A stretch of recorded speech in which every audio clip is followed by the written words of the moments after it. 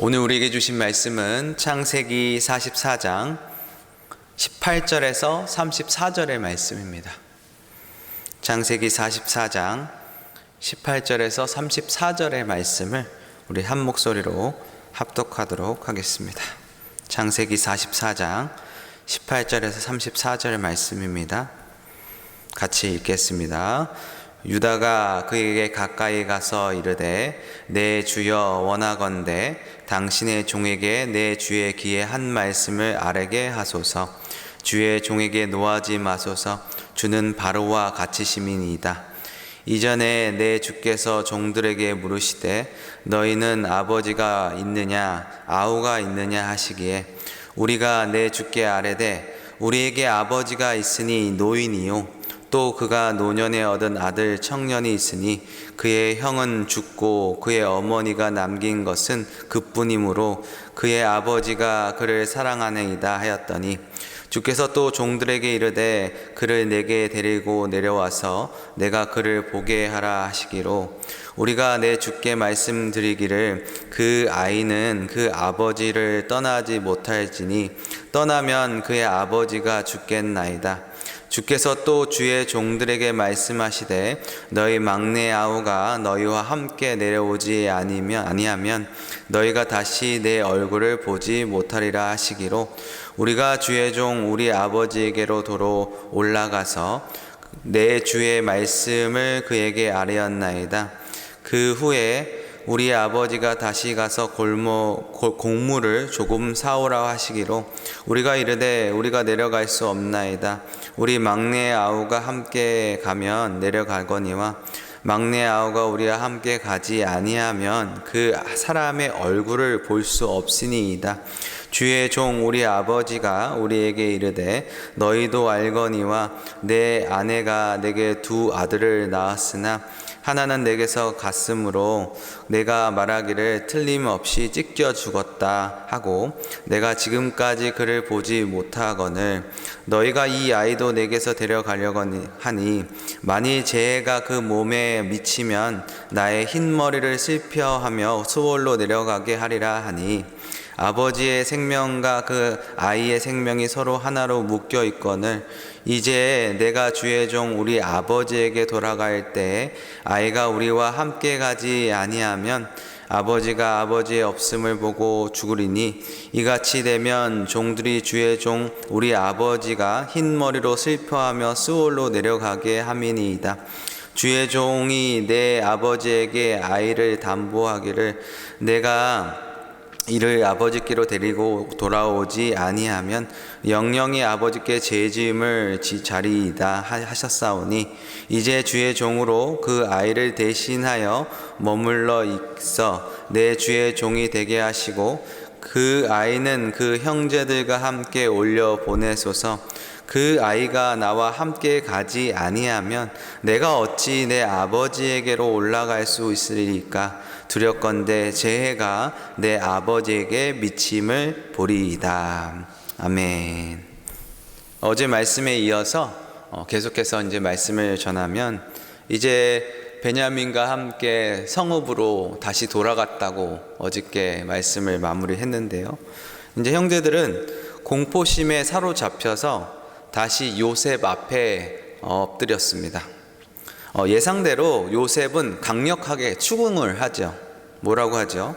너희가 어찌하여 이런 일을 행하느냐? 나 같은 사람이 점을 잘 치는 줄 너희는 알지 못하느냐라고 추궁하기 시작합니다. 여기서 말하는 요셉이 점친다는 사람인가, 점치는 사람인가 하는 의문이 갖게 되는데요. 이 말은 요즘 말로 우리가 점을 본다는 의미가 아닙니다.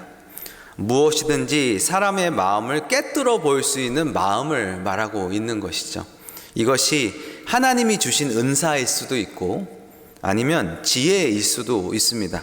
그런데 여기서 그런 것은 그러기보다는 그들을 겁을 줘서 어떤 말이든 소상하게 말하라는 유도신문에 가깝다고 저는 생각이 듭니다. 왜 경찰서에 가면 형사들이 그 범죄자가 죄를 실토하도록 유도신문을 하잖아요. 그래서 그렇게 해서라도 이들의 진실됨을 보고 싶었던 것이죠. 요셉의 말대로 그들은 이제 모든 사정들을 다 이야기할 필요가 있다고 느꼈습니다. 그들은 왜 꼭 베냐민을 아버지께로 데려가야 되는지 설명을 해야 됐던 것이죠. 그러려면 그간 있었던 일을 소상하게 요셉에게 설명해야만 했습니다. 이 일에 나선 것은 역시 유다입니다. 요셉을 죽이지 말자고 설득한 것도 유다였고, 아버지 야곱을 설득한 것도 유다였습니다. 그리고 지금 엄청난 위협 앞에, 그 건세 앞에 용기를 내서 그를 설득하는 것도 유다입니다. 유다는 리더십에 있는 인물임에 틀림이 없습니다. 리더십의 조건 중에 하나는 설득의 기술이라고 저는 생각이 듭니다. 유다의 말은 논리적일 뿐만 아니라 감정적 호소력이 있어서 사람들의 마음을 움직였던 것 같습니다. 그리고 또 하나의 리더 조건 중에 하나는 용기입니다. 유다는 세상의 최고의 권력자 앞에서 용기를 내고 있는 것이죠. 그리고 마지막 리더의 조건 중에 하나는 희생이라고 생각됩니다. 유다는 자기를 희생시킬 각오가 되어 있었습니다. 오늘도 그는 베냐민 대신 자기가 종이 되겠다고 말하고 있죠. 이런 자질을 갖추었기에 유다에게서 다윗의 왕조가 났다고, 그런 리더십이 태어나지 않았을까라는 생각이 듭니다. 유다는 이렇게 말을 꺼내는데요. 어떻게 말을 꺼내죠? 우리가 내 주께 무슨 말을 하오리까? 무슨 설명을 하오리까? 우리가 어떻게 우리의 정직함을 나타내리까? 하나님이 종들의 죄악을 찾아내셨으니 우리와 이 잔이 발견된 자가 다 주의 노예가 되겠나이다 라고 말합니다. 이것도 설득의 기술 중에 하나인데요. 처음부터 반박을 하지 않습니다. 처음에는 상대방의 주장을 인정하는 것이죠. 그렇다고 말하는 것입니다. 그리고 나서 자신들의 사정을 이야기하고 조금 더 개선된 의견을 내는 방식이죠. 유다는 이 말 중에 매우 의미심장한 말을 꺼내는데요. 하나님의 종들의 죄악을, 하나님이 종들의 죄악을 찾아내셨나이다 라고 말합니다. 이것은 두 가지로 해석할 수 있는데요. 첫 번째는 하나님의 요셉에게 지혜를 주셔서 그들이 훔친 잔을 발견하게 하셨다는 의미입니다. 증거가 발견된 이상 부정하는 것은 부질없는 짓이라는 것이죠. 두 번째는 과거에 그들의 죄를 하나님이 들추어내셨다는 의미로 볼 수 있습니다. 자신들이 숨기려고 했던 죄, 즉 동생 요셉을 팔아넘긴 죄를 하나님이 이번에는 들추어내시고 생각나게 하셔서 자기들도 똑같이 종이 되게 하셨다는 의미인 것이죠. 유다와 형제들이 이 억울한 상황을 맞이하면서 자기들의 죄를 생각하고 하나님께서 이 죄에 대한 형벌을 지금 내리시고 있다고 생각을 한 것입니다. 유다가 자기도 포함해서 모두 종이 되겠다고 말하자 요셉은 마지막으로 한 번 더 형들을 시험합니다. 그들이 이 상황에 동생을 버릴 것인가, 그렇지 않을 것인가에 대한 시험인 것이죠. 17절에 그 잔이 발견된 자만 종이 될 것이다 라고 말하죠.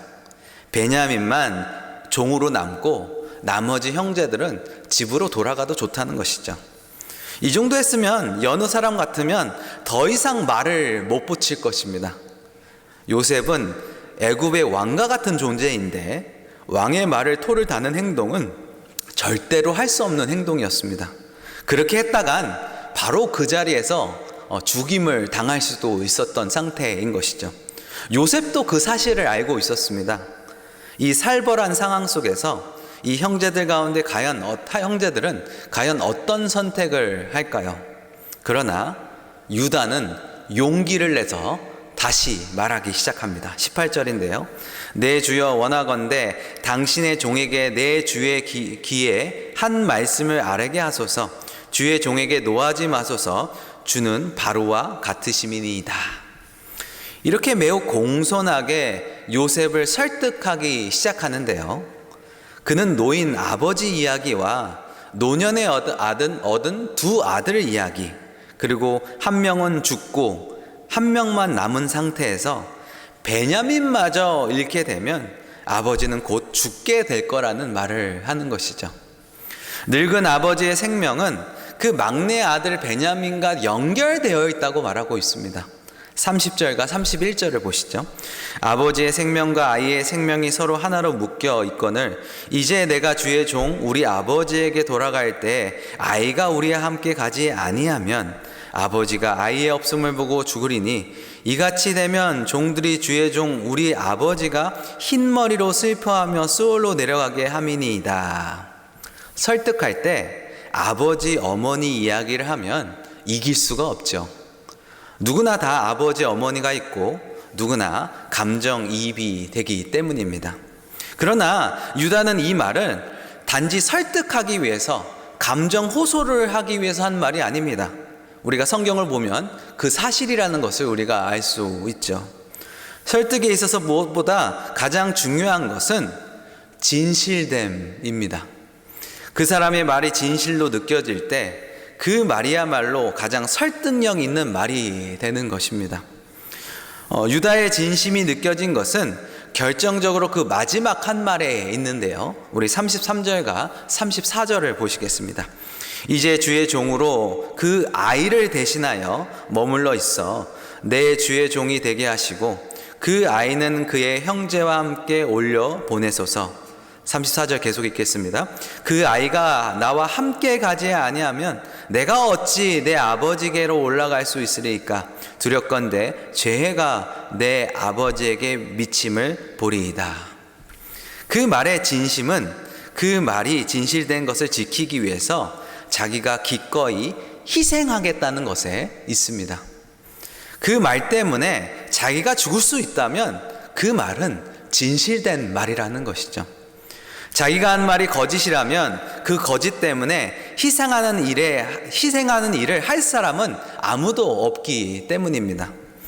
유다는 자기 베냐민 대신에 종으로 삼아달라고 말하고 자기의 말이 진실됨을 증명하고 있는 것이죠.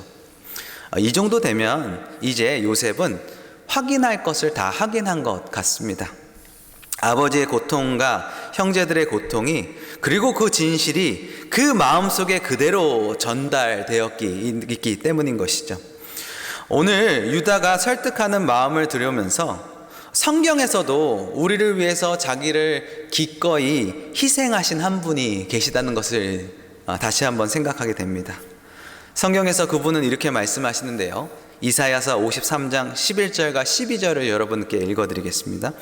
나의 의로운 종이 자기 지식으로 많은 사람을 의롭게 하며 또 그들의 죄악을 친히 담당하리로다.